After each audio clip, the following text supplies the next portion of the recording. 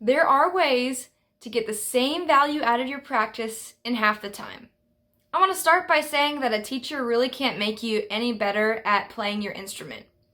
This is bad news in that you can't really get anyone to do the work for you, but it's great news in the sense that you have complete control over how well you do. But this will require consistent effort.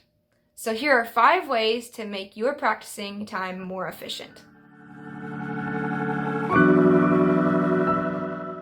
It is so easy to go on autopilot or zone out when you're playing music.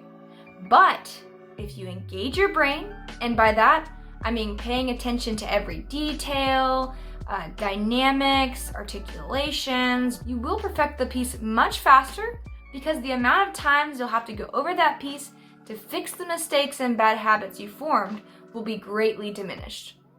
And it's also a good discipline of focus in other areas of your life.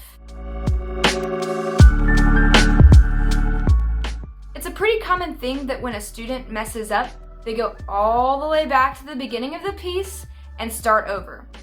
But this is not efficient with your time. It's also harmful because in the end, the beginning of the piece is going to be a work of art and the end of the piece is not going to be so good. So instead, isolate the problem area, practice that multiple times until you feel comfortable with it, and then go back to the beginning and play the whole piece. Now, some people play way too fast and some people play way too slow. If you start out the piece with a metronome at a speed that's much slower and then you work your way up click by click, you're gonna get a much more consistent pace in your song.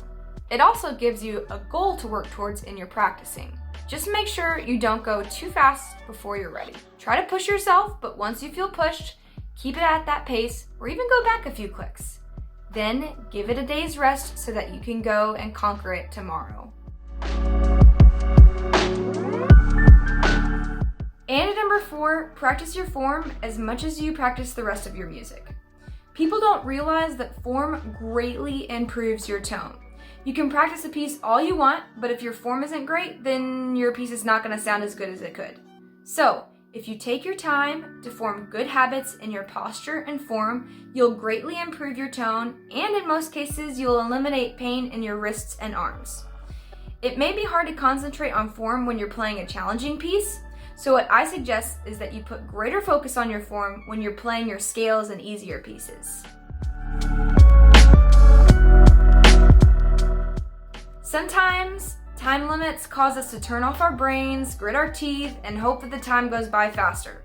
Instead, make an attainable goal, something you can really work on in one day. It could be making it to certain metronome marking, getting more comfortable with problem areas, or simply correcting your form in some ways. Just make sure it's something you know you'll need to spend some time on in order to perfect. Thank you guys so much for watching this video. I hope it was helpful for you. Now go out and do it. If you like this video, click that like button. And if you want to see more videos like this, click that subscribe button. See you next time.